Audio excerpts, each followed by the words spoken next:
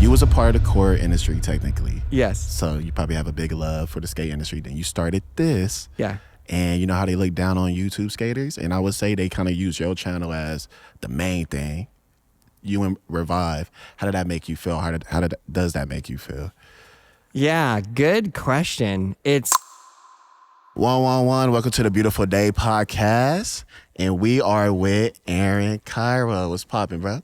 Thank you for having me, Lamont Holt. Hell yeah, it's been a long time coming. People have been asking for it. Really? Yeah, I feel like I had everybody on Braille. Not everybody. I think I'm missing like Glow and JD or whatever. You got to get Glow and JD. Come on, Glow and JD. If you get Glow on, that'll be legendary. I've been trying to do a podcast with Glow too. Yeah. He's a tough one to get on there. Yeah, man. It's my first time actually at the park.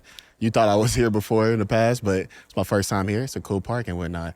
But that being said, how did all this start, bro? You came a long way with Braille. You the #1 skate YouTube channel. The #1 skate YouTube channel. Yeah. So how did That's hard to believe. Yeah. You want me to go? You want me to tell the whole story? I really want to know how that happened. I really don't know. Okay, this is a long story. You want me to tell you the whole thing? How long is it? I'm warning you. He's like, okay, hold on. I'm going to grab my water, and then I'm going to tell you the whole story. By the way, my mic's broke. My tripod stand broke out, so I got to hold this mic now, which I don't know why the hell it costs $100 something for that mic stand just to break, but whatever. Okay, so I'm going to give you the history, the entire history. Let's get it. And if any of you are watching this and you already know the history, I'm sorry, but here's the history again. Well, I grew up in Montana in a very, very small town. Okay. We're going all the way back there. What was the town called? Town called Red Lodge. Okay. Yeah, Red Lodge, Montana. Shout out Red Lodge, Montana. There's about 2,000 people in this town. It's in the middle of the mountains, in the middle of nowhere in Montana. It's heavy snow. So every summer we would skateboard. Every winter we would snowboard. And this is where I started skateboarding. I fell in love with skateboarding. Okay. So I'm doing that. And then, wow. Okay. So then in this town, Billings, Montana, they have a Bones Brigade, not Bones Brigade, but like Bones Wheels demo. And I go there and Javier Sarmiento is there. You know who he is? No. He's super sick skater. It's like a pool skater or something? No, he's a street skater. Like there's you know like who that is? This is, yeah. My bad, y'all. This is like in the street, and there's like a bump to like ledge, like pretty high ledge, like that high, and he back nose blunts it. Damn. Like, yeah. And this was in like 2000. Okay. This is 24 years ago. Yeah. And no, actually, wait. What am I saying? That's this crazy. is even way longer than that. Damn. This is probably in 1990 something, because we're going way, way back to my very, very first sponsor. Okay, so then I go there, and I'm this little kid, right? Yeah, how old are you? So I was probably 14. Okay. So let's see, I was born in 83, so it was probably around 97. Okay. And I do a big spin tail grab. That was my trick. That's a difficult ass trick. Kind of a funny, silly trick, but like off a launch ramp as a little kid, I did this big spin tail grab. And the team manager at Bone said, okay, I'm going to give you wheels. And I was like, no way, wheels, let's go. Hell yeah. My very first sponsor. And it was so funny because they would send me wheels every month. And then in the winter, you can't skate at all. Damn. So by the end of the winter, I would literally have like a garbage bag full of wheels. Would you ever give them away? Yeah, totally give them away. Hell like yeah. Everybody had the wheels. And they were good wheels too, Bones wheels. Yeah. Shout out Bones wheels. Yeah, so like good. Those wheels. This is cool. And so then I was like, I'm going to try to make a crack at professional skateboarding. Yeah. Like every little kid who started out and got a skateboard and thought, this is the funnest thing ever, so cool. Yeah. So then I went on a trip with my friends to Vancouver, British Columbia. And As far as hell. Yeah, and yeah, it is. And there's really good spots there. And so then when I graduated high school, I had really good grades in high school. So then I was like, I'm going to University of British Columbia, which is a very hard school to get into. And it's really, really hard for Americans to get into. But I wanted to move there because I knew street spots were there. And that's about all I knew about it. They have good street spots out there? They had really, really good street spots out there. Skatopia out there? No, it's called Skatopia, right? The crazy, rugged. No, that's not. That's like in America somewhere, I like thought that middle was of out there. nowhere. But no, Vancouver, British Columbia, in Canada. Up in Canada. It has this really sick plaza, but back then it was just street spot heaven. I bet. There was just tons of street spots. It was like back in the heyday of like Rick McCrank. In fact, I go there and I go to this. I don't even know. You do Am not. I tripping? Am I tripping? Please right now? tell me you do not know who Rick It sounds McCrank is. familiar. What? Oh yeah, right. Yeah, my bad. Yeah, no, I know who he is. My fault. Yeah, go ahead. Rick McCrank, legend. So one of the first days I arrived there, so I ended up getting into the school. It was very difficult to get into, and I'm just super stoked. And basically all I did was went up there and skate. I didn't even go to class. I just skated. Sorry, Mom. Sorry, Dad. I mean, no, sorry. Look at you now. Bro. Yeah, that's true. It's actually a good thing. So I was there for 1 year, and I was there for film. So my two passions in life were skateboarding and film. Okay. Which you can kind of fast forward, you can kind of see where that went. But I was there for 1 year, and then I dropped out of school. But yeah, I was telling about Rick McCrank. So I'm this little kid. Well, at this time, I'm 18. And I show up at the skate park, and it's like a big pyramid with like up, flat, down. And he's airing over the pyramid to like grinding down the bottom of like insane. This is like a 8-foot, 10-foot flat, and he's just like nothing. And I'm like, what in the world? Imagine you're a little kid and you think, I'm going to be a professional skateboarder. And you go to the skate park and you see Rick McCrank doing that. I was seeing that shit in L.A. Yeah. As a little kid. But then didn't you feel like, oh, maybe not? Yeah. No, it actually motivated me a little bit, but it didn't work out. But yeah. Go ahead. Yeah. So anyways, it also is very motivating. You're right. But it's also like, it's almost a culture shock. Yeah. And you see that in real life. You're almost like, what in the world is occurring here? Yeah. So I went there for a year, and then I was like, okay, now I have to pursue skateboarding. If I don't, I'm never going to let myself live that down. So in Canada, so I was riding for Bones Wheels, and then I got on Volcom Clothing. Amazing. And then I was like on Flow for all these companies, right? Yeah. Flow for Circa Footwear. Remember Circa? I used to love them. Yeah. I used to love that shoe company, man. RIP is going now, right? Yeah, it's gone. Yeah, RIP Circa. Wait, I want to ask you, were the packages, like the Flow packages, bigger back then than what you see people getting now, you think? I don't see anybody getting anything now. So what are they like? What are Flow packages like now? Hey, you actually could come over here. We could just share this mic, to be honest. We're going to have Jeff come up in here, y'all. We just hanging out, talking. When people get shoes, how many shoes do they get? I don't know. I feel like back when I was younger, I remember seeing Theotis getting like 12 shoes each package, but that was him. Yeah.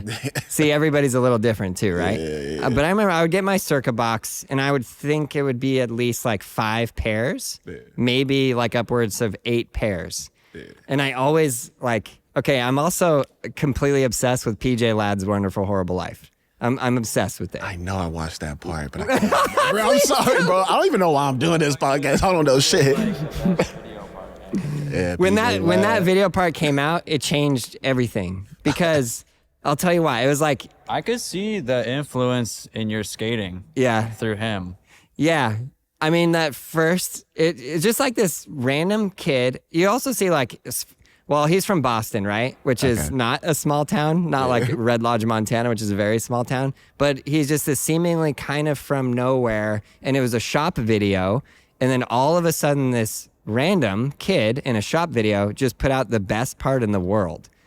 It was insane. Like his opening line, kickflip, front tail, 270 out in the middle of a ledge. I think I know what you're talking about. It's like going downhill a little bit.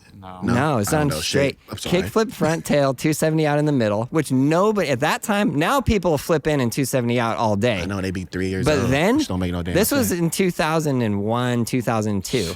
Then nobody had flipped in and flipped front tail 270 out in the middle. And then he goes and does this gap to front lip, and you're just like instantly first line, best, like what just happened. And then the rest of the part was just so incredible. And then in that part, he only wears black shoes. So since then, I don't know why I'm telling this random story, but I mean, yeah, go ahead. Then one day I get this Circa box, and I told him like, I only can skate black shoes. Like I could not. Like I couldn't skate if the shoes weren't black. And I still get have this that. a little bit to this day. Now I I'll could tell. skate like a pair of gray. But yeah, my shoes are always black. Trying. But they sent me, and they would always send me black shoes. And then one time I got a box full of, they were all navy blue. No. And I called them out. I said, That's some shit you would I be on cannot. too. I said, I cannot. I said, I'm so sorry. I do not want to be that guy. But can you please send me black ones? And they're actually so sick. Shout out Circa, RIP. But they just sent me all black ones. And actually what I did is I spray painted them black, skated them. Yeah. But then they send me a new box. you And then just I got had more. the black shoes. Damn. Super random. Okay, so Continue. I'm obsessed with PJ Ladd. I'm in Canada, and then I decide I'm going to move to San Francisco because San Francisco is the hub of skateboarding for the world, right? If I would have known better, Is it? Why San Francisco over Los Angeles or San Diego or something like that? yeah, thank you for bringing that up. If I would have known better, I would have moved to LA. Should have moved to LA, actually. But okay, so again, I'm from this really small town. I know very little about the skateboard community. I just skateboard. And the only place I know is Vancouver. I go there. The only other place I'd been to was Pier 7. I literally moved here for Pier 7.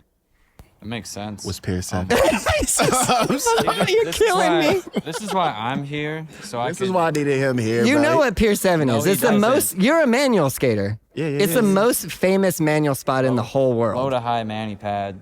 In San Francisco. It's like yay high. It's the low to high mani pad.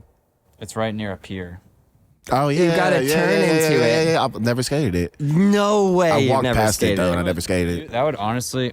You would love kill it. that like shit. Yeah. One of your favorite spots. Yeah. Back we should in the do day- a video there together. Now it's been like skate stopped and unskate stopped and skate stopped and unskate stopped. So So can you skate it now? skatable you can they've like fully unskate stopped it, so it's back to its almost original condition. But there's like holes in Bondo. I You're definitely We could skate that maneuvering. with you. I feel like I we'd go heard they're crazy. actually like redoing that whole area and they're taking it out soon. Of course they would. If you take out Pier 7, I will end the city of San. I'm just kidding. Oh my god. I'm just kidding. But seriously, Pier 7 is one of the best manual spots in the world. When I came here, I moved to Daly City, got an apartment in Daly City, and it was like I was working at KB Toys, making $8 an hour. It was the hardest struggle of my entire life. I'd be pissed off. Every day, I just went to Pier 7, and I just did manual tricks all day long. You didn't look up to like Daewon Song or nothing? I can 100% look up to Daewon Song, Mark Johnson. PJ Ladd is funny, one, because he's not a big manual skater. Yeah. But there was a point when I was a kid, when I was young, all I did was jump. I would do, I'm going to kickflip. You know, we had this 5-stair in my hometown, and every day I went there, I had to kickflip it. I wouldn't leave unless I kickflipped it. Discipline. Yeah, and then I got that down, and then I kickflipped a 5-stair and a 7-stair. I think my biggest trick was like I had varial flipped a 7-stair, and there wasn't that much runway. And this is in Montana, so it's a bit rugged, and I was so proud of that, right? And then my friends who skated that were older were kind of telling me like, dude, you need to you can't have a career and just jump forever. So like do the ledges. Jeffrey. It's right here. So then I kind of was like, okay, well, let me see about the ledge skating. And then I just completely fell in love with the manuals. Yeah, I feel you on that. Yeah, they are really man. fun. Yeah. But some people find them so frustrating. You have to be patient. Fun Yeah. is a one word for it. They're fun when you land them. They are fun when you land them. And sometimes it takes a really, really long time. Okay, so I'm in San Francisco. I'm Yeah. skating. And the sponsors were Thunder Trucks, Okay. Bones Wheels. I was on Flow for Habitat. And then one day, I stopped getting boxes from Habitat. Oh, yeah, and Circa and Volcom. They just stopped giving you boxes without telling you? Or? Yeah. That's some fuck Which ass which shit. would happen a lot, honestly, and it wasn't their fault. Okay. So I'll tell you the story. Like I'm getting boxes from them, and I'm in talking to the team manager. So back in the day, I mean, I don't know what it was like for you, but back in the day for me, it was literally you make your video and you send it in to the team manager. This is like I would send in VHS tapes. This is how long ago we're Oh, going. you would be mailing it. Mail a VHS tape, and then I had the after that, internet. I would mail the DVD. And the DVD would write in black marker, Aaron Kyro sponsor me video, mail DVD. That's tight though. And then you call. Trying to reach the team manager. Yeah, this is Aaron. I'm just seeing if he got my sponsor me video. Just Can you telling imagine? nervous. Yeah, I feel it. It's a whole different world now. Yeah. I mean, I used to just send links. That's what it is now, links. Yeah, mean- now you send the link. When I was on Element, they would always see my shit on. Remember Heliclips? Yeah. They would always post everything. So I'm just like, because I would never just like stack footage like that, like I should have. Yeah. I was on the tail end of that era. I remember like I wasn't good enough to get sponsored. Like when I first started, it was like there was this one shop in my area, and the way to get on was like send them a tape, and that just seemed impossible to me. Yeah. Like there's no way I'm gonna ever actually do that. Yeah, and this is my prime. And I'm going, like, I'm like very scared to leave college and start skateboarding as a career. It was a very, very scary path. Did you have struggles with your parents? Did they like, Yes. didn't want you to skate at all? Were they against it? They were not against skating, but they were against me. Okay, against is maybe a bit harsh. My mom is one of those people that's like, if that's what you want to do, honey, we'll support you. And my dad's the kind of guy who's like, you're a dumbass. Like, I feel you on that part. My you're a grandfather wants to dumbass? whip my ass. But if you're, like he's like, what am I gonna say here? Because then your mom's just gonna. Yeah. But like, he was like, sure, give it a shot. Now, of course, they're like, well, we're very proud of what you've built and blah blah blah. That's crazy. They come here, they're like, Aaron, what is occurring? I'm like, Dad, actually, honestly, I don't even know myself what is occurring.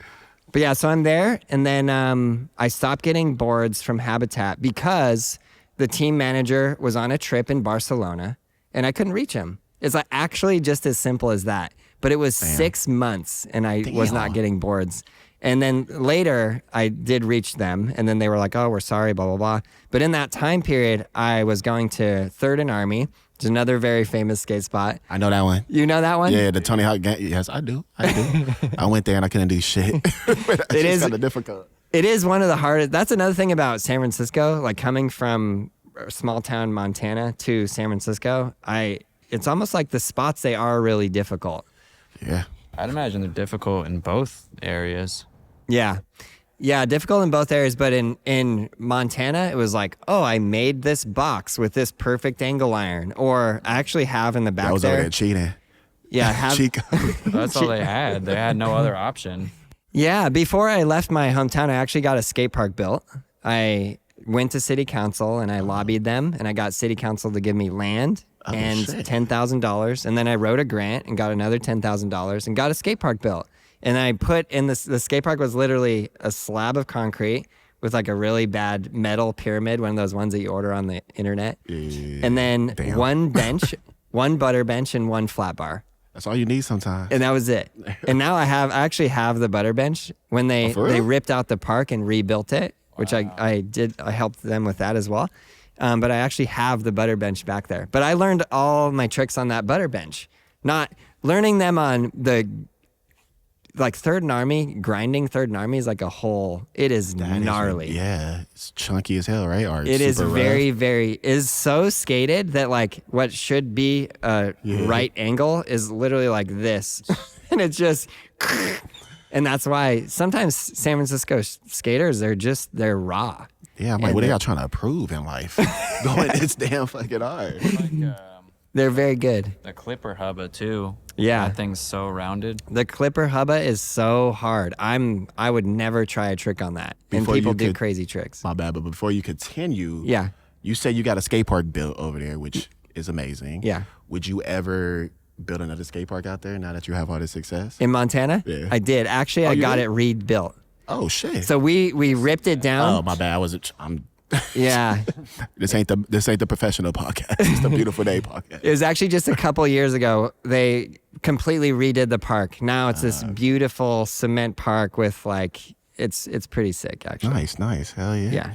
So Got to leave it there for the kids. was that it? That's what's after that with the Story? yeah. Okay, so back to me struggling. I'm working at KB Toys, skating Pier 7 every day. Nice. And then I go to 3rd and Army, and there's a very well-known professional skateboarder there who also rides for Volcom. And the Volcom team manager told him, hey, there's another skater, Aaron, he's coming there, blah, blah, blah. And so I'm skating there with him. And then his name is Dennis Busenitz. And then he says, Hell yeah.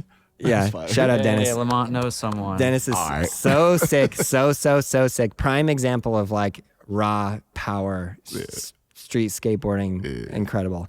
And then he's like, "Who are you getting boards from?" And I'm like, "Well, I thought I was getting them from Habitat, but I haven't gotten a box for a really long time." And then he says, "That's it. Get in my car." And then I said, "Okay." And then I get in his car and he drives me into Deluxe. And then he says, "They told me that I could put one person on the team, and you're now on Real." And I was like, "Oh, it's just You was gotten on real." every day. That is. What the fuck? I did not know that. I Yeah. would have never suspected that story. That's Same. crazy. What the fuck? Very, very weird, very random. You're told the majority of core skaters out there nowadays that Dennis Buznitz got you on Reel. That would sound, I don't know, like no one would expect that. I feel like. Yeah. Yeah, because people keep talking down on y'all names and shit, and they thinking y'all not core or whatever good at skating or something like that. We gonna speak on that though, but continue. Yeah, and you got to understand, like, this is in my prime. Yeah. I am like I'm 40 years old right now. I am not in my prime of skateboard life, but then, I was just the best that I was ever going to be, and I was skating 6 hours a day every day. Like, I was like, I am going to be a professional skateboarder no matter what happens. And I was, when, I would send in my sponsor me videos, then when I got on Real Flow, and I'm on Flow, right? Yeah. Not like on the team, I'm not in the van, but I was trying, I would give them footage every month. Damn. And I was just stacking as much footage as I possibly can. And I'm filming for 2 video parts, one a video called Seasons, which I had a video part in, and another one called Mijos, which were these like local independent San Francisco videos. Okay. So those are super rad. And then what ended up happening then, this is probably like a year later, and I'm going into there every month and bringing footage and getting boards. And then I go in and there's a woman in there in a business suit. And I'm like, okay, something's going down. Oh shit. This is not good. And then the team manager says, "Aaron, we're super sorry. Nothing Damn. personal, but we have to let you go."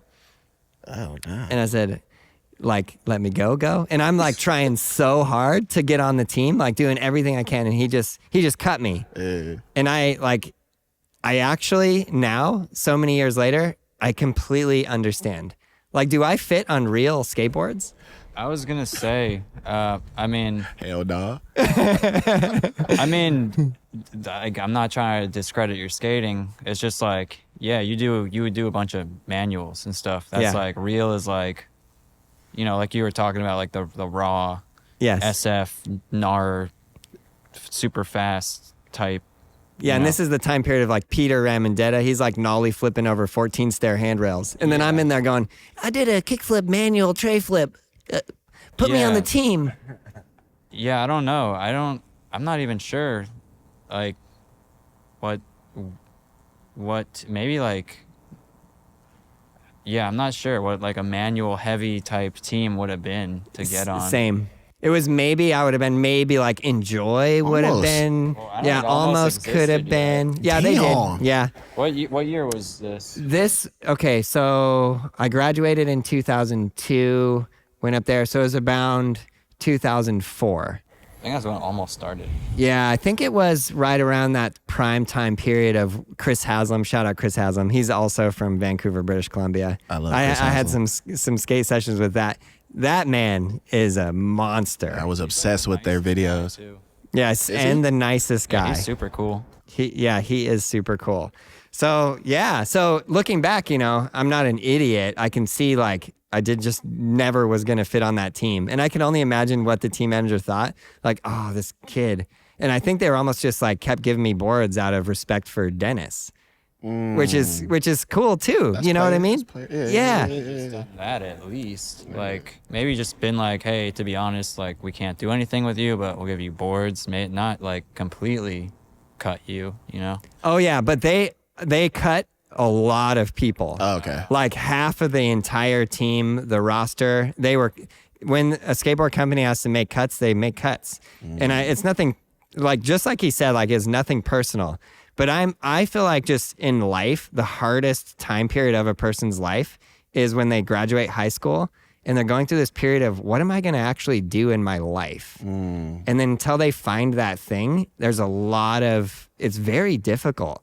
And then I'm working at KB Toys, barely making my rent. Sometimes I can't afford food. I'm calling my mom saying, Mom, I haven't eaten in 2 days. Can you give me a pizza? Sure, I'll order you a pizza. You feel embarrassed calling your mom? You feel embarrassed calling your mom, but it is what it is. Yeah. But you're following your dream. Like it literally doesn't matter because you're like, I'm going to skateboard and that's what I'm doing. And like I said, like if I didn't try that, I would have never let myself live that down. And I would always be wondering, could I have done it? You know, if I just stayed in school and then just got some random job as like a film editor or filmmaker and then be sitting there, man, could I have made it as a skateboarder? Probably pissed off too. Yeah, pissed off at myself. Yeah. Nobody else I can blame there. Yeah. So I gave it everything. And then I get kicked off and I literally was like, my entire life is over. That's how I felt. That sucks. Yeah, it does suck. Oh and I was my like at the bottom, like rock bottom. I hit rock bottom. And then, but here's what happened. This is kind of the weird, wild part of the story. Yeah. Is I took all my footage that I was saving up and giving to them, and I put it on this new website that had just been created. I found out recently that it was about 19 days after the official creation of YouTube. And I dumped all the footage on there. This is the first video on my channel, by the way, that still exists. And it starts out with this song that I cut out the quote. It says, when there's nothing left to burn, you have to set yourself on fire. That sounds deep as hell and scary too. Yeah, because I felt like I had given my everything I could to this, and I just literally lost everything, and I was losing I felt like I was losing my entire life, and it was over. And then the video starts out with that, my name, and then my video part. And you can watch the part. It's still there. And I consider this the best part I've ever made, and I consider it the best part I will ever make, unfortunately. I remember, because I'm from New Jersey, and I grew up there, and I would just watch random video. Before YouTube, it was like LimeWire or something. I'd download videos off. And I forget where I saw it, but it was around that time. I remember I did see that part when it first came out, and I was like, holy crap, this is insane. Who is this guy doing all these? Because I was like, I'm into like techie skating too, and I'm like, wow, these manuals, I've like never seen anyone do this type of stuff before. It's pretty interesting. And then I don't know. After that, I think, like you said, like that was, I don't know how many video parts you have, but then I saw that part, and then I feel like I didn't hear your name for a while. I'm like, Yes. And then one day I was like, I wonder what happened to that guy. And then now. This what happened. This what the fuck happened. That's crazy. Yeah, so I put that video on there, and then you guess who reposted it? Thrasher. Thrasher reposted it. Why am I so shocked by this? It was on their front page, and it did, I think, a lot of help because of Thrasher Magazine did that repost, and then it did like 50,000 views, 100,000, 150, and I think it hit it like maybe 300,000. And I was like, random kid from Montana with no sponsors. I just got kicked off, and I'm like, what is happening? Damn. But I didn't get new sponsors from that. I didn't get any money from that.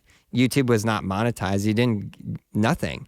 And then a couple years went by. I was still skating. I got on Bueno skateboards. I was skating for them for a little while. And then very similar thing. One day they just stopped sending me boxes. Hey, anybody there? And it's just, no. The disrespect. Like, I can't even just happens. say shit. And I honestly I don't even blame them. I go, okay, I get it. Like, and now that I run a company, you know, I don't want to do that to anybody. I don't try to do that at all. In fact, I try to do the opposite of like, I want to give people the opportunity that I feel like I was never really given. That's the whole like different, like later on type situation. Okay. But yeah, that was what happened. And then that video did really well. And then later on, I was like, one of my friends said, do you know that you can make money on YouTube? And I said, hold up. What? You make what? How does that work? And they said, yeah, there's this new thing called AdSense. I said, AdSense? I mean, I only made one video. It has 350,000 views. Can't be that hard. And then I just started making videos. What was the pay like back then with the ads and stuff like that? Yeah. So remember, I'm like very, very hardcore of like, I have a goal. I'm going for this. So then I was like, I'm going to make a career out of YouTube.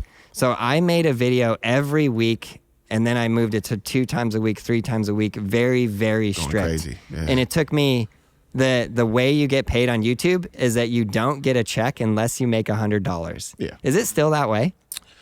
Yeah, from what I know. Unless Yeah. they lowered it to 50. Yeah. But yeah. So it took me 1 entire year of working as hard as I possibly could, making videos and grinding to make $100. Shut the fuck up. Yeah. That much? That much. Yeah. It took me a full You're year. supposed to like 3 times a week? It might have been once a week. Yeah. And I had footage. So they were like, clip of the week. And like, here's this shot that I had already had in my archive of footage. And I just put it up. So so the RPM was probably super low or something? And, now that I know all about how YouTube works, I would never do this. Yeah. I wouldn't, you would just be like killing your channel right away. Yeah. But back then, I don't know if anybody knew how YouTube worked or if it even had a way that it worked. You just put up videos.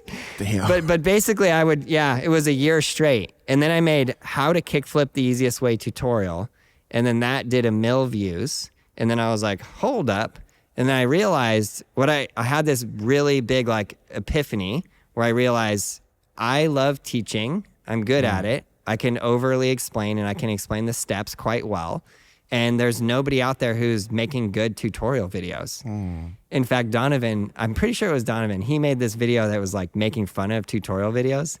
He was like, imagine you're trying to make spaghetti and they say, put it in a bowl and then throw in the noodles and then throw it down some stairs. And he literally takes a bowl of spaghetti with noodles and he throws it downstairs and it shatters. But that's what it was like. It was almost like the people were trying to show off their skating just to do the trick Oh, downstairs. yeah, I remember that. Yeah, you remember that. It was a thing. Yeah, I know what you're talking about. So then here I come along like, here's a practice step. You can keep on trying it as many times as you want to. And then I developed that as a system. And I just went hard in on, I'm going to make the best tutorials in the world. And that's what actually like started me. That's amazing. What the hell? You say you told that story before? Yeah. I never even knew it. That's amazing. Sorry, y'all, if you already heard the story, but I was very interested in it. Yeah, on my channel, I try to tell the story at least once a year. And then people go, Aaron, you've made the same video 5 times. Aaron, why do you keep telling this? But sometimes I feel like I'm making it for me because sometimes things get so crazy and I have to remember, why am I doing this? True. Where you came from. Yeah. When did you know like Braille was going to be successful? It's funny. I feel like, I guess I don't really consider Braille as like this big successful thing. I know that Why? it is. I'm not like silly, but I pour my blood, sweat, and tears into this and I just keep pushing. And running a business is hard. It is hard work. But yes, have we had some success? Absolutely. Yeah. Was it ever like not hard work? No, it's been hard the whole time. I mean, we've been making a daily video for so long. I just recently, last week, stopped the daily video. Damn, why? Yeah. Why is that? It's too much? I think YouTube is actually penalizing daily video at this point. Oh, for real? I think so. I could be wrong. I'm sure there's many people out there that can say, well, we have this study, that study, whatever. But especially for me, because what I really want to do, what I'm trying to do right now is cut back on just like pure. I feel like we get to this place where we're making a video just to make a video. We're not making a video because we love it. We're not making a video because we're trying to tell this great story. But that's where I started. I started with like, oh, let me try and make the best tutorial video I could possibly make. And now, like, Now it's been a couple years of like, let me just make a video because for Tuesday there's no video and we need one. And I feel like that killed my audience. It killed the spirit kind of left.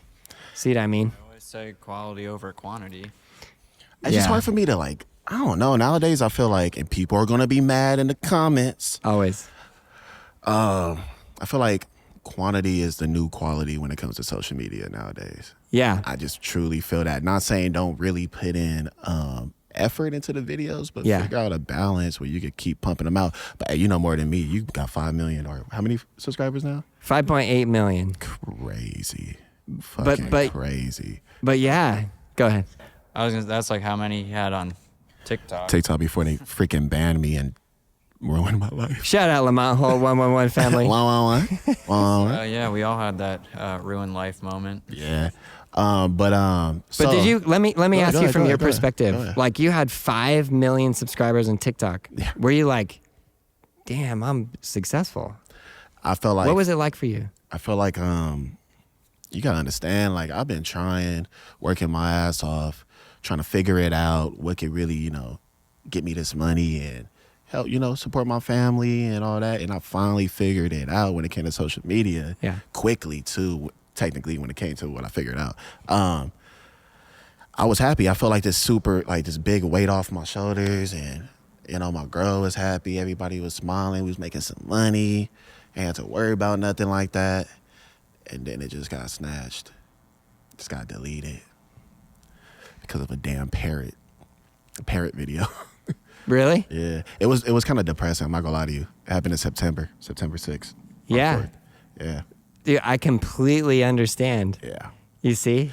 And I agree with you, like on what you were doing. Clearly it worked. And that's the thing about social media or really any job anywhere. If it's working, do it. Yeah. And keep it going. Yeah. Like there was a time when we were doing a daily video and the daily video was the thing to do and it was going. Yeah. We were growing.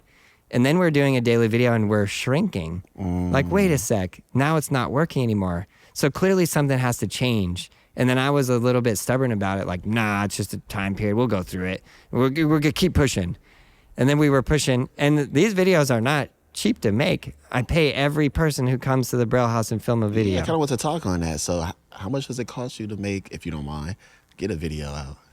I don't mind. I don't have an exact cost per video. Yeah. I pay my employees hourly. Okay. So they have an hourly pay, and I feel like it's a pretty good setup. Like, remember I was saying, like, I wanted to give people the opportunity that I felt like I never had. Yeah. So I want to open the door of, like, you can come here, make videos, build your own social media, which I do encourage them to do. Which is a big thing to do. Which is a good thing. Yeah. And they get paid an hourly wage.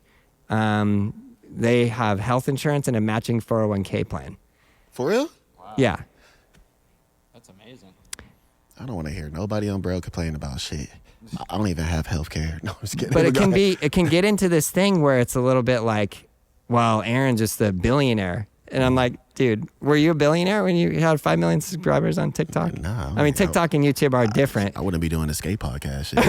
I'm just gonna be honest. We won't even say billionaire. We'll just say millionaire. Yeah, nah. Like- it was barely getting to like, it was making me some money. Yeah. I only was getting paid for like 4 months before they banned me. Yeah, Because okay. Yeah, but yeah. So you pay them hourly, health care. It's crazy. Yeah, and like healthcare is an available option, and it was like one of those things where it comes out of your pay, Okay. but you pay like it is like part of it's a company healthcare thing. Okay. So not every employee wanted to do that. Some of them are like, well, I'm on my parents' healthcare and I don't need to. That's true. And so, but the option there was available. Like that was an available thing. So as we're doing the daily video and the views are going down, the money's going down, and we definitely got to a point where like now I'm paying more money to make the video than I'm taking in. Oh, no. And I also have the overhead of a warehouse. Yeah. What's your overhead like over here? On this place, Yeah. you want to know what the rent is for this place? Yeah. What's the rent like at the Braille It's House? $12,000. $12,000 a month? Yeah. Damn. I know. It used to be 8. We got a really, really good deal with this because it's kind of funny because Braille is obviously what blind people used to read. And it used to be owned by a nonprofit called Lighthouse for the Blind. And we were almost ironic. like, that's a sign. And we had it was cool. It was a cool nonprofit because we would reintegrate blind people into the workforce. Okay. So I had blind employees, like actual. How does that work? I was like, Like blind people. They're legally blind. I ain't nobody was acting like that. It's just a motherfucker, skateboard. But I got some homies that skate and they blind. Yeah, so back then I had a really good deal. It was $8,000, and then this other company bought the whole building, and then they said, "Aaron, my lease was up. Aaron, guess what? your rent is now 12,000. And then it was very tough for me.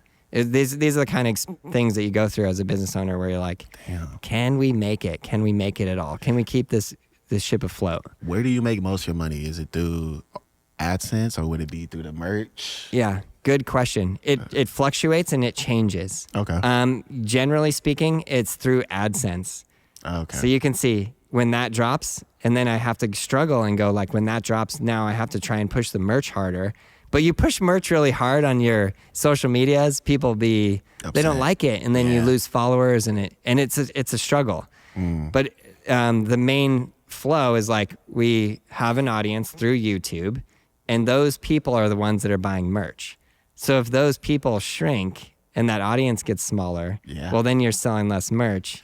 It's true. And then you get into like, that's why I can't do the daily video is no longer a sensible thing to do. Yeah.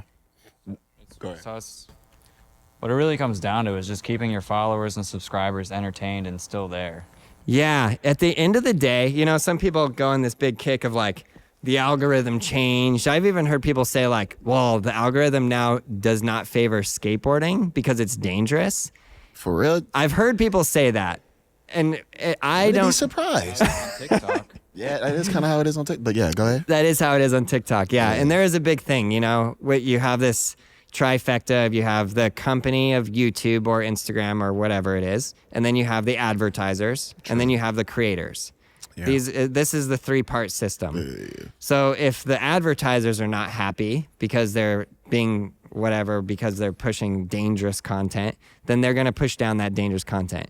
I don't really think that's totally the case. I could see it. I don't know. I also like skateboarding as a whole, as an industry, has been going down. Yeah, I've been hearing that from a lot of people. I just think the skate industry is dumb as hell. That's why. But speaking on that, how do you feel about, you know, the skate industry, you know, finding out? Okay, let me ask this question correctly. Yeah. So you was a part of the core industry technically. Yes. So you probably have a big love for the skate industry. Then you started this. Yeah. And you know how they look down on YouTube skaters? And I would say they kind of use your channel as the main thing. You and Revive. How did that make you feel? Does that make you feel? Yeah, good question. It's a very funny, kind of disappointed, I guess. Like, it's almost like, you know, like growing up and I watched PJ Ladd's Wonderful Horrible Life, and he's like a god to me still to this day. Yeah. Shout out PJ Ladd. When you want to come to the Braille House, let's run this and come skate the Braille House. But it was almost like he never said anything against me or something like that. But I'm just going to use this as an example. But let's say I'll look up to this person like this is like the icon. And then they're like, oh, that's lame what they're doing. But to me, it was a little bit like so I started doing the tutorial videos and I started to get this like purpose of teaching. And then I started seeing skateboarding itself goes through these large fluctuations and has for years and years. Someday I'm going to do a full in-depth study. I've been talking to Paul Schmidt about this. Shout out Paul Schmidt. He makes skateboards and he just knows a lot about the industry because he has been involved for so long, you know? He's that scientist guy, right? Yeah, he's the scientist. He's the professor. That's right. And I'll get a little bit more into that as well. But yeah, it felt like I had to do what was necessary to help the skateboarding grow as a whole. And then I'm trying to get more new people into skateboarding, which is my whole purpose. And I'm like, if I'm getting more new people into skateboarding, that helps core skateboarding. Yeah. And so I almost felt like I'm trying to help you guys at the same time as I'm trying to help you. You're repeatedly stabbing me in the back. And I'm going to have to just stand there and continue to do this because it's the right thing to do. And at the same time, in some scenarios, I actually understand. Like, I'm not mad at Real for kicking me off. I respect it and understand. And I think I've just come to this point in my life, maybe it's my old age, where I kind of get it, you know? And I've kind of been through that. I'm not like angry at them or something like that. Yeah, of course. I mean, but in the past, what did I like? Oh, I was like, this is unfair or this is that or whatever. But so that's kind of how I feel. I hope that makes sense. It's kind of a very like. No, I get you. My viewpoint has changed over the years a lot. So if there's one thing you could change about the skate industry, what would it be? just to be more open and welcoming to new people. Like literally, if all we did, it's funny because even Nike makes this commercial of like, you know, all the tennis players like go to the court and then they're like getting kicked out. You remember that? You see that commercial? It's an old one. No. Yeah, like tennis players go to the tennis court and the police come and they're like, get out of here. You know, skateboarding has always been like especially when I grew up in Montana, it wasn't cool to be a skater. You know what I mean? No, I know what you mean. My grandfather hated me skating. He was calling me the craziest names, but yeah. Yeah, right. Yeah. They called us skate monkeys. Yeah, he was calling me some other shit. Yeah. So, I don't know. I guess I just kind of got used to being made fun of. And then to be made fun of by the industry is like kind of, okay, just another day. Just another day in the hood. Type shit. 111. All right, I want to ask you about Scientology. Yes. So I saw this article. I'm sure you know it's going around. You became the leader. You look excited too. Of Scientology in San Francisco. So I'm not the leader of Scientology. Let's just get that very clear. So I am a Scientologist. Okay, explain that. Yes. So when I came here, I was really, really shy, very shy. I could not communicate. And I did a communications course, and it totally helped me communicate. It helped me a lot. And from that point forward, I just had this ability to communicate. It helped me a lot. Like, so I'm not going to say, oh, well, that didn't work for me. Or, oh, somebody said something bad about that, so I'm just going to stop. Like, no way. Like, that really helped me. So I did that course, and it really did change my life. Cool. In what ways besides that? It was really that. Oh, okay. Like, it broke me out of my shell, and then I was able to communicate. And now I built an entire career on communicating. Yeah. So I don't want to sound stupid, but what does that have to do with Scientology? Oh, so the course that I did was at the Church of Scientology. It was a communication course. I thought you meant you just did like a college course or No, something. No, it was a communication course at the Church of Scientology. Oh, okay. And I did that course, and it just helped me. So then I've been doing it ever since. Been doing it for 20 years. Why is everybody so mad in the comments? I see it all the time that you're a Scientologist. Because they're mad, I don't know. I think they just don't understand it, and I think it's just a thing where they just don't know what it is. Yeah, people are saying some crazy stuff. And people say some wild stuff, but also like what the fuck? But also what's very interesting is when you're on the internet and you start to grow, people say wild stuff. Just you probably got some wild stuff on your plate too. I got a lot of shit. Yeah, a lot of stuff that people say. I've had people say that has nothing to do with Scientology, and people just say it. Have you ever heard of like the tall poppy syndrome? No. I have to look it up to see exactly how it is, but it's like all these poppies in a field. One poppy like grows taller, and then people trying to cut that poppy down. That's like the crabs in the bucket. Yeah, the crabs in the bucket thing. But yeah, I was gonna say, yeah, it's like kind of like the telephone game where someone says one thing to one person and they like mishear what they said by a little bit, and then they tell that to another person, and then they mishear that a little bit, and then like by the end, it's like whatever you said in the original, whatever the original thing was, is completely messed up. Yeah. By the end. But I had one question. So, like I said, I was a little confused that I'm like, okay, so that's a communications course. How did you know that the Church of Scientology was offering that course? Okay, so I did a personality test, and on my personality test, my communication was really low. And then they suggested you should do a communication course. It will help you. And I thought, yeah, it won't help me. Yeah, right. This is not going to help me. No way. I don't believe this in any way, shape, or form. Yeah. And then I did it, and I like literally didn't want it to work. And it did. And then I was like, okay, I'm not going to like lie to myself, call a spade. I have enough personal integrity to say that helped me. Oh. And it did. So then I did more courses from there and learned more and But I'm still a little confused how you found that course was in the Church of Scientology. Oh yeah, so somebody came to my door and they knocked on my door. I was at home in Daly City. This is like in the deep struggle time period. Yeah. And the guy opens the door and he says, "Here's a personality test. It'll tell you how successful you're going to be in your life."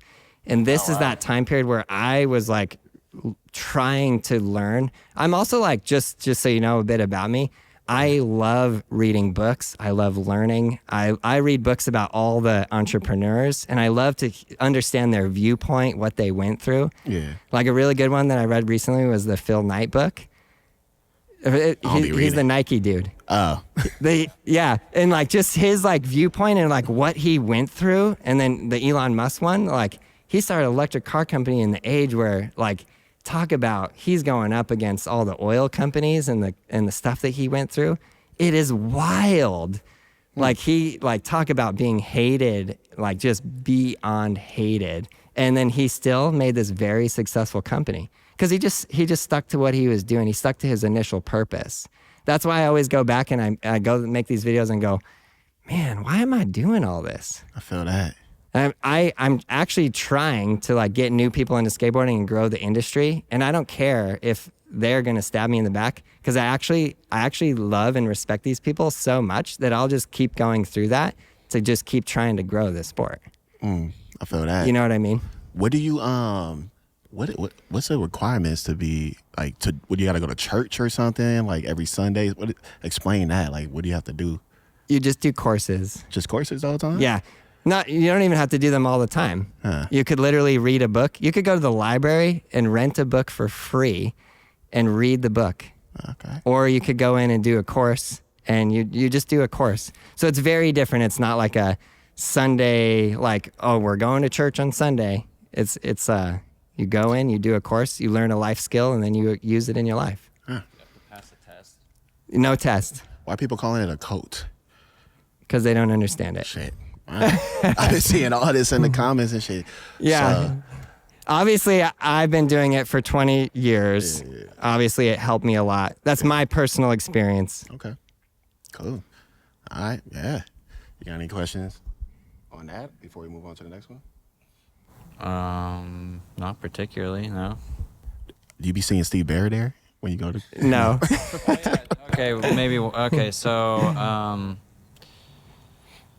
I mean, I personally don't know too much, but Yeah. from what I've heard, I mean, maybe you can confirm this or not. And it kind of makes sense because a lot of celebrities are Scientologists. Don't you need to give the church a certain amount of money each year to be a part, or No. you don't have to give them any money? No. Oh. The courses cost a fee. So the communication shit. course that I did was $100. Oh. And the books are like range from $25 to like $30. So why does it seem like a lot of celebrities seem to join? Do you have any insight on that? No. Honestly. I mean, there in LA, there is a church called Celebrity Center, and they service celebrities. But there's also churches down there that are just normal churches that just service everybody. So I obviously go to San Francisco, and Steve Barra, he would go to Los Angeles. Oh, okay. That makes There's a sense. church in Clearwater. Yes. I'm only asking that because I went to school in Tampa, Florida. Oh, really? Yeah, and I Oh, would yeah. like go skate in Clearwater, and I see this big building every time. Like, I don't know. It was like, I mean, I didn't know anything about it, but like, I guess any type of big church-like building is scary to me. Really? So I was like, wow, Just terrified. That's interesting. I feel you on that. What that's all about. Yeah. If this one might die Yeah. on me, but I'm just gonna move that if it happens. Just letting you guys know right now, so we can have all of us in it. Yeah, no problem. So, I asked everybody on Braille this question. Yes. Top 3 best skaters on Braille. Who Top would you 3 say? best skaters? Yeah. Like right now or in the past? Ever? Let's do both. Yeah. let's Like, do are we both. taking the prime of every skateboarder who ever came through here? Okay. Let's do right now first. Well, right now, Justin Daniel Sanchez. Yeah. He's just the absolute best. He was killing it today. He's just Pickens right now. a complete shredder. Yeah. Ricky, Ricky. again. I think he number one. I keep saying that. I think he top one. But yeah. Yeah, well, the thing about Ricky is he's very, very creative. He can do anything. Like you see him, he goes like, oh, somebody just did a nollie late flip no slide down a handrail. Oh, I'm going to do it. And he does it. And I go, Ricky, he is actually so insane. Hell yeah. And then shout out Mowgli. Mowgli's, it's hard for me to pick, right? It's like, who's your favorite? Anymore though. Who what? I thought he doesn't doesn't work here anymore, though. Okay, so I mean, if we go now, it's gonna be super Mowgli slim. doesn't work here anymore, so let's go Nigel. Okay. I was gonna go Nigel anyway. I was gonna say it's hard for me to pick because how do I not? You know, it's kind of like who's the weakest one? Like who sucks out of all of them? me? I knew he was gonna say himself. I mean, come on. All right, so out of like the whole past, you know, But that's the thing. I also want to mention, like, Braille is not about being the best skater. Yeah. It's like it's not. yeah. And it's so interesting. Like even today, we're like, Lamont, we're gonna make some videos. He was like, oh man, I haven't skated for a minute. like, I I'm said, rusty it as doesn't hell. matter. Welcome to Braille. Got me dropping in on ripsticks. He dropped in on a ripstick today. Shout out Lamont Holt. I And thought I was gonna die. the only thing that matters is like, did you go skate? Did you have fun? Like that's what we gotta remember that. Like this is a children's toy. I just don't be having fun with it no more. It is a piece, I know, but that's the thing. We gotta bring it back to the fun. True. Before I forget, which you probably have addressed before, why is it called Braille? Yeah, okay, good question. So I wanted a name. I did not want to call it Aaron Kyro. It's not about me. And I'm not one of those people who like, I also don't like consider myself or think of myself as a celebrity or like I just think I'm here to do a job. What is my job? Get people into skateboarding. Okay, we do that. But it's called Braille. I wanted something that was random. And it was a play on words because Braille is the language that you read, blind people read, they feel it. And it's a play on words from the saying, I'm feeling it. So like and it was me going, I want to have fun with skateboarding. I'm feeling it means like I like this spot, I like this board. For anybody who's not down with that lingo, I'm feeling this spot, I'm feeling this board. So we called it Braille. And the original slogan was Braille skateboarding, I'm feeling it. And then it was almost like the skateboard industry was going to push something cool and we were just going to completely ignore that and almost go the opposite direction and be like, I don't care if that's cool, we're having fun. Yeah. Skateboard industry hates Benihanas. Let's go Benihana. You know what I mean? For real. No, that's cool. I have another question actually kind of about that. Yeah. So when you, I don't know, I guess in the process of creating Braille and your whole plan idea with it, did you think the skate industry was going to accept it or kind of just like, you know, kind of frown upon it? I knew that they wouldn't accept it and I knew that they would frown upon it. And you just didn't care. You just, Absolutely. that's badass. That's pretty Yeah, cool. take notes. Take notes. What are some struggles that you deal with running Braille? The finances? Finances? It is not easy. The absolute hardest thing is having to let somebody go, cut somebody's hours, cut their pay. It's very, very hard. It's very hard. And so the skateboard industry in 2020 did phenomenal. If anybody had a skateboard company in 2020, COVID happened, all the houses shut down, and every kid and their cousin and their mom wanted to skateboard. Damn. It was weird. Skateboard raw materials, the wood and the metal went on short supply because so many people were getting skateboards. You actually like literally couldn't get enough skateboards fast enough that you would just sell them. And then every skateboard company in the world was struggling to get boards and they were just buying. And then everybody overstocked their warehouses. And then 2020 had a huge slump. And then 2022 slump, 2023 slump. And now we're here in 2024. And people are having a very difficult time staying open. Damn. And I'm not outside of that realm. I'm definitely having a very difficult time keeping the doors open. So with that being, You hold this and ask the question while I set this up because it's about to turn off. all right, You're going to die. all right. And we're about to. Do you want me to move? No, we're gonna get closer. Yeah. So Yeah. with that being said, you know, having it, it's tough cutting people and whatever. There has been quite a bit of Braille employees that have left recently. Yes. Does that have anything to do with it, or were those other reasons that people left? It is a really good question. And everybody's their own individual little scenario. And some of them go, well, my hours were being cut. Now I'm making less money. And then they're going, well, I'm just not making enough. So now I need to go get a different job, which is completely understandable. And it makes me feel horrible because it makes me feel like I'm not doing a well enough job to make this thing go, to make it make enough money so I can then make them have enough money. And then it goes into this mode where like, well, Aaron just doesn't pay his employees, which is not true. I will not pay myself long before I will not pay an employee. I took myself completely off the payroll.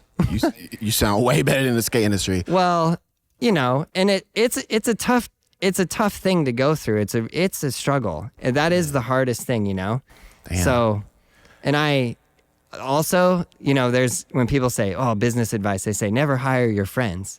And we're all friends here. Yeah, you like guys have fun you think it doesn't too. like hurt when like somebody says, Aaron, I gotta leave. Oh my God, bro. That hurts. It was really hard. Each person was really hard. And each person was different. I'll also address it a little differently because some people leave and I say, well, let's make a goodbye video. Or do you want to? Usually they say, Aaron, can I make a goodbye video? And some people do not want a goodbye video. Yeah. So, but I don't think financial is the reason that every person is leaving. Part of it is the comments get rough. The comments do get rough, and it wears on people. Like, what do you mean? Like with the comments? Like they just what's some crazy comments they got?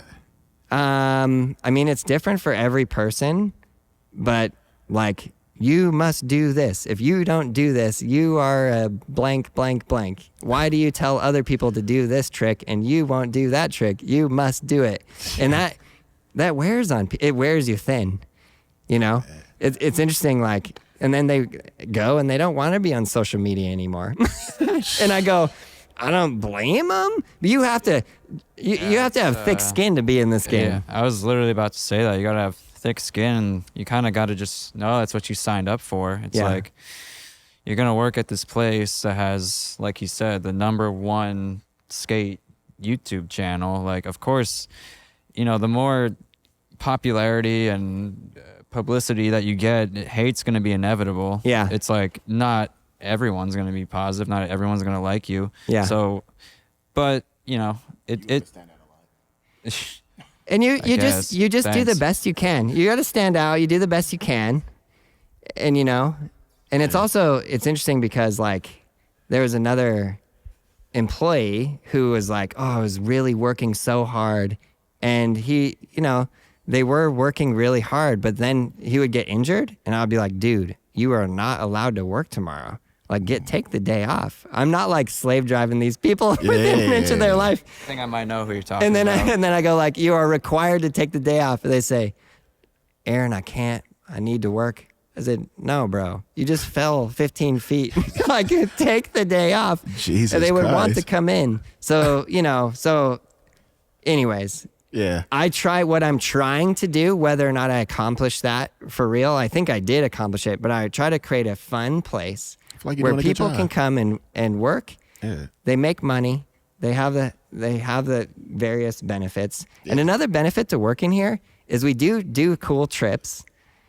Yeah, you guys went to Iowa. Saw you guys like maybe 2 years ago. You went on a tour. Yes. That looks so fun. The tour was one of the funnest times of my life. Yeah. And it was one of those things where it was like this industry had already been going down and I see this coming and I see what's occurring and I go, before I cannot do this anymore, I'm getting in an RV and I'm taking all of these guys to a giant circle around the Midwest. We went to my hometown in Red Lodge. Okay. And I showed them the skate park that we got built. That was kind of the purpose of the whole tour. Then we went to Yellowstone and I just like, I never got that experience as a kid.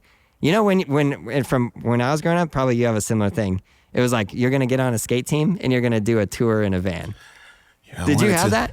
I mean, I never did it. I've always wanted to do that. That's the thing. Yeah. You always want, that was like always the wanted to do pinnacle it. of like, how cool is skateboarding? You get into a van with all your friends and you go and you skate. Now that I'm older, I'm just like, I don't want to be in a van with a bunch of musty Yeah, I know.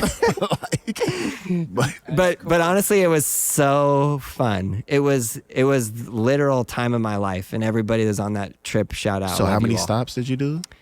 I think it was 8. 8. So what does that look like Give me- finance wise? Budget wise. $15,000. Damn. I think it's cool because it seems like with social media now, a lot of brands don't really do tours anymore because it's like you can talk to your favorite pro through a DM. You don't have to go to a demo to see them. But Right. I mean, I come from that era of when, like, you know, like I said, I'm from New Jersey. Not a lot of, well, I grew up in an area where there weren't a lot of pros. So, like, when pros did come to town, it was like, you have to go to the demo. Yeah. Like, you got to see this person in real life. It's like seeing, like, a superhero or something. Right. And so, yeah, I'm from that era. And I thought it was cool to see, like, you guys doing that again, going on tour, meeting people, signing stuff, putting on a show. Like, I Yeah. always thought that was super cool. Yeah. I don't think companies do it because it's not profitable. Yeah. It was About to say. $15,000 that did not get remade. That's what I'm saying. It's like with social media, that's the marketing. Yeah. That was the marketing back then. Like, you Yeah. go on tour, maybe you had a video come out, a new shoe or something come out, and you went on tour to show it around, show it to people, and now you don't need to do that anymore. Which to me, it's so sad. Because you know what I grew up with? I grew up with the tours. The other huge thing that is still occurring a little bit, but the video parts, dude. I know. You would wait 5 years for the video to come out. Not even just that, the whole movies. Yeah. Like, Full full lengths. The whole full movies. lengths. Yeah, I missed that. I don't even care when parts come out anymore. It's so oversaturated. Yeah. It's like 10 new parts come out every day. Yeah. And so then it gets into this thing where it goes, social media ruined skateboarding. Did social media ruin skateboarding? I think it did both. Helped it and hurt it? I don't think it ruined it. I don't think it can ruin it. It definitely changed the game, though. Yeah. And people, it's just wild. I almost feel like as an industry, we haven't quite adapted yet. That's what I was just about to say. I feel like the skate industry, especially, they just be adapting slow. Now they're doing YouTube and all this shit that they was looking down on. It's fucking annoying. But I know you have to leave in a second, but I do have to ask this question. Yeah. What's up with Carlos Lastra? What's up with him?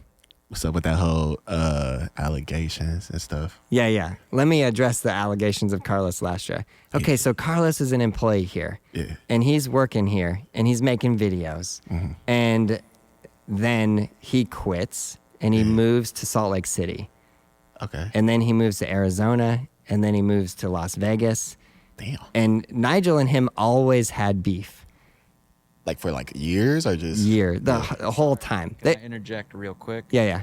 So why did he quit? Was there any reason? No. No? There's like a lot of time when these guys go, they're not like, I'm quitting because on September 3rd, you said I was a bad skateboarder or something. He quit. He's having a rough go. And it's funny because there's tons of rumors, and I myself literally don't even know sometimes what's true and what's not true. Because I heard that he had gotten with this girl and then she got pregnant and now he's moving there to take care of the baby. I don't see him with a baby. I have no idea. And that was one of the reasons why. And then what he said on John Hill is that he quit because we were overworking him. Damn. That's what he said on the John Hill video. And then I went like, we were not overworking you. We tried to force you to take days off when we felt like you needed them. I mean, he has the gnarliest slam at Braille. Shout out Carlos. Yeah, that freaking dumpster. The dumpster. Yeah, what's wrong What with was her? the person you were talking about? Like, you fell 15 feet, take the... Yeah, he literally dropped in off of that, off the roof. That But wait, so beam right there. but he accused of touching kids. He was accused of that. And then I said, if somebody knew about that, I have a Braille employee handbook. If you know of something that's occurring, you immediately write a report. I never got a report about that. Okay. And then I said, hello, if you knew that was happening, where's the report? And I want to know right now, and we will go to the police station. And I've asked for this several times, even now, because it's not too late to go to the police and say, hey, this was occurring. File a police report. I still have no report, no evidence of it occurring. And I don't have any, again, like, did he get a girl in Utah pregnant and have a baby? I have no idea. But if somebody knew of something, you got to report it. We got to we got to handle it in the proper way, which is to the police. Like, that's like, You go to prison for 20 years. That's serious. Yeah. And then this is just another thing that this hits the social media and it goes wildfire. Yeah, and I go, it's man, it's going crazy right people now. be man. tripping, and I'm trying to teach a kid how to do a kickflip. Yeah. Yeah, it's like, that's kind of a gnarly question. We weren't trying to put you on the spot. No, just it's okay. like- Just so you know, I like it because I don't talk about this on my channel because I'm trying to create a positive community. I'm trying to say, hey, I'm going to teach you how to kickflip, ollie. I'm not trying to talk about the whatever Carlos Lastra may or may not have done, although these videos do get lots of views. Yeah. The controversy, YouTube, Lamont. I mean, I didn't ask for that to be aired out on my podcast when that happened, but he didn't really air it out. But another YouTuber went around and really was, Dan Webbs or whatever, going in on it. So I just don't know what the hell going on and what's going to happen now. Yeah, so I called him and I spoke to him and I said, "What's happening here?" Because then he started making all kinds of videos, just anti-Braille this, Braille that. And it's funny because I actually have a message from him saying, "I love you, Braille. Thank you so much. You're the reason I got into YouTube to begin with, and this is so awesome." Damn. And then he just went in on attack mode. And I called him up. I said, "Did I do something to upset you?" And he said, No, of course not at all. And I said, okay, all right, well, I just wanted to make sure. Because he did order a pair of shoes from us, and then he said that the shoe size was incorrect. And then I was like, let me remedy that. I'll send you a new pair of shoes. I did. And I thought maybe that was it. And then no, then he kept saying, but this is just it's the tall poppy syndrome, and people are just gonna go in after it. And this controversy. And the controversy gets views. Yeah, I mean, so when people trying to get views, like, run it up. And I was going to say, that's what we were saying earlier. It's like people want to start rumors and all this. So basically the podcast right now, this is like a way to just crush whatever rumor. You literally just said what is happening with all that. So, whether the people out there like Carlos or not, I guess that's the truth. That's what happened. Well, I feel like people are confused too. Like, all right, did he allow this to happen or whatever? So it's good that you're saying your piece on it. Yeah, well, I'll make that beyond clear. That is never allowed to happen. Absolutely no way. I'm very strict and very gnarly. Of course. That happened? Great. Where's the report? Straight to the police. Because that's how you handle it. How you don't handle it is you say, man, I bet that video go viral. Let me make a YouTube about it. That's just you're trying to do something different at that point in time. You're not trying to put a situation right. And I don't know. Carlos is Carlos, and he's doing his thing. I have no idea where he's, and then it became this thing of like, let's ruin his career. What, Carlos? They going crazy. Ruin the man's career? They going crazy on him. I heard he can't pull up to the skate park and shit. Oh, really? I don't. The comments are crazy. I never even heard that. I mean, I saw. But I don't even see him on social media. I'd follow him. I saw him post a video the other day, and the caption was just like, "This is my last year of skateboarding, trying to enjoy," or something like that. And that made me think, like, is he going to jail? Going to jail or something, like, or is he just over skate? I don't know. He'd be an interesting person to have on the podcast. Yeah, nah. I mean, I asked him about it. Then if it's really some situation, but if there is a real situation, or somebody knows of a real situation, because I asked around and I tried to pull. If anybody knows of a real situation that you can come here and write a report and put your name on it, and we take it to the police, please do. I tried to get it already. I'm still digging on that. And if I find something, like, boom, we going. All right. Well, shit. 111. Thank you guys for watching the podcast. Wait, we can't end it on that note. We're building a positive community here. No, 100%. Man. No, we're not coming. I mean, I just wanted you to explain yourself, and I'm happy you was able to talk about that. Yeah. I mean, I was just saying ended it because I thought you had to go to dinner or whatever. Is it dinner? My wife's I'm down to be keep mad. talking. Hold on. It's 7:10. Yeah. We can also do a part 2. My wife's trying to find parking. Let's see. The police now. The police. Just after saying all that stuff. We're in San Leandro, bro. We're in the hood. Is that the ghetto? I mean, it's funny. It's funny because Andy Anderson on his podcast on 9 Club, he was like, yeah, people don't know. Braille's in the hood.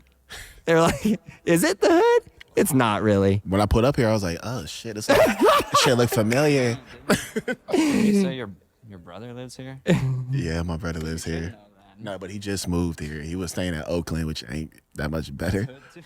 Yeah, but I live in Oakland, and this is just south of Oakland in San Leandro. Like, whatever, it is what it is. I mean, I just expected Braille to be in a. I mean, I was. You know. I feel like people think that we're like, I don't know. Yeah. Damn. Oh shit. I mean, did you want to end it or did you want to keep going? You want to meet up with your wife? I should go and have dinner with my wife, but we should give me another. Let's do another topic another so question. we can end it I on got a high bunch note. I didn't even get to go through all of them. Oh, really? You got more questions? I got a whole lot. But What? How do you find all the questions? Controversy. we just be thinking. I go to him a lot, so if I don't really like, say if it's like a skateboarder I don't know like that, he knows everything. But Yeah. Jeff's a skate rat. yeah. With you, I kind of already knew what I was going to ask because I interviewed all your skaters almost. Yeah. So it's like the final boss. But go ahead and Well, thank you ask for a question. interviewing all the skaters. Okay, so I have a positive note to end on here. So, what would you say is your number one favorite moment in Braille history? Instantly, when you said that, I just thought about the Christmas tree through the roof. I saw that video. What the hell is that? You didn't see that? Okay. Do yourself a See favor. that white thing on the? That's where there's the tree went. Just the fuck watch is what? just watch the video. I think it's called Flying Christmas Tree. Like, okay, the thing, like, we did create this like environment with Braille where it's like, it's just so fun. And coming here was just so fun. And we would just do so much funny, like wide, weird, crazy stuff. The Christmas tree is a prime example. It was just one of those things that happened. It was so funny and so unexpected. And I just could not stop laughing. And that's what I love about this. And when the industry is having a hard time and things start going down, it's really hard to, like you said about skateboarding, hard to find the fun again. So it went through the roof though? Yeah. Why? You got to watch the I gotta video. watch the video. You got to just watch the video. I have to show you something. My friends wanted me to show you this. I gotta show you this. Hold up. What is it at? It's a picture. You know, you got a lot of memes about you. I got memes? People make a lot of memes about you. Where's the photo? Why people making memes about me? Because you popping. I have some pretty funny ones as well. I don't have I gotta find it. Hold on, y'all gotta give me a second. You ask a question while I find this real quick. All right. Oh, okay. So, I mean, we went out today, filmed a video. Yeah. And I had to do some tricks on some pretty interesting boards. Yes. What would you say your favorite?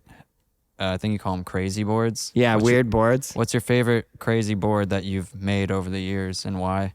The favorite weird board? I mean, I guess the glass board, because it was so unexpected and it kind of changed the trajectory of the channel in my whole life. Let me see this picture, fool.